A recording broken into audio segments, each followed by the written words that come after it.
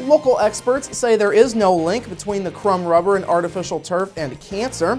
More on that, plus another milestone in the construction of Holiday World's newest ride, and Purdue Extension educator Jan Dugan is tonight's guest on Inform. All of that and much more is up next here on the 18 WJTS News.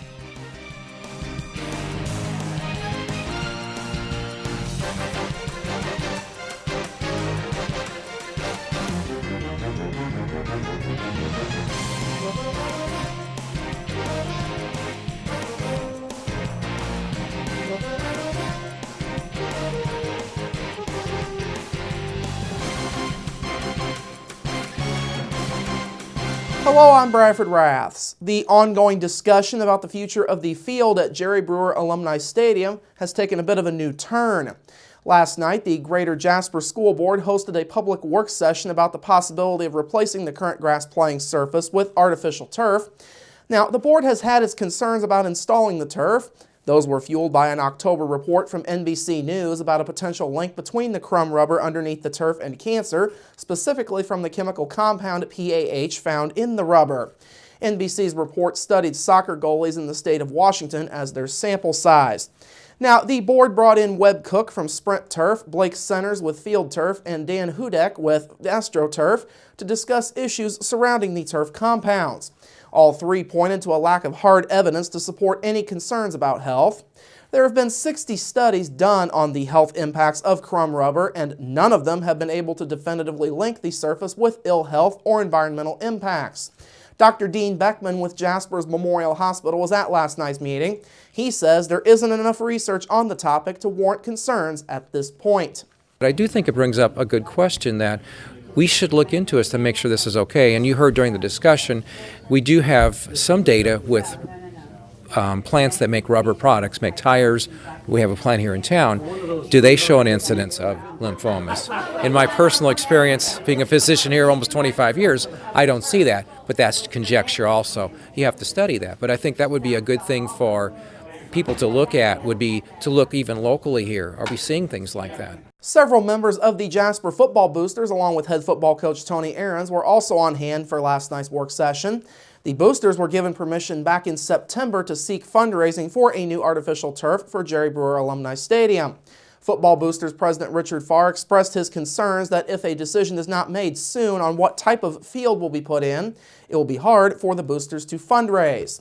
Now, Superintendent Dr. Tracy Lori says she understands those concerns. She agrees that time is now of the essence. We have a decision to make regardless. Our current condition of our field is such that we are going to have to do something to make sure that it is adequate for our next football season. So regardless of whether or not the district decides to go with a turf synthetic field or on a natural field, we will have some sort of a project to be working through at least through the next summer.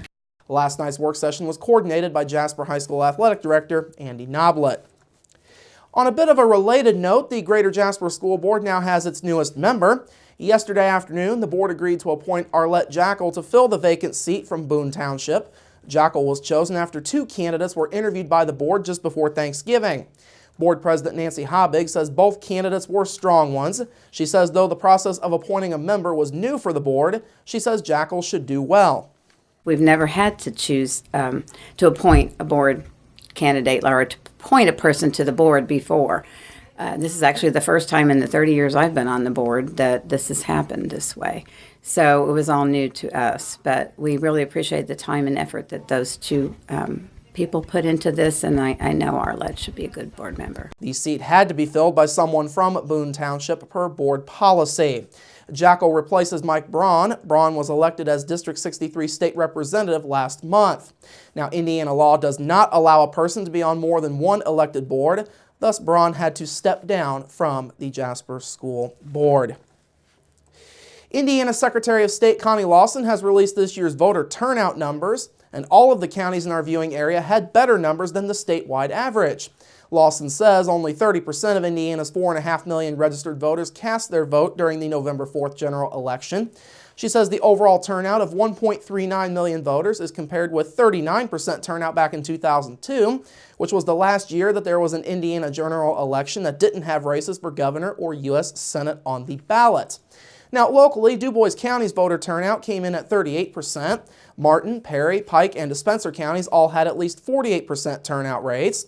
Crawford County came in at 42%, and Davies and Orange counties each reported 35% voter turnout in the general election. Lawson says Eastern Indiana's Jay County had the highest turnout rate in the state at 52%.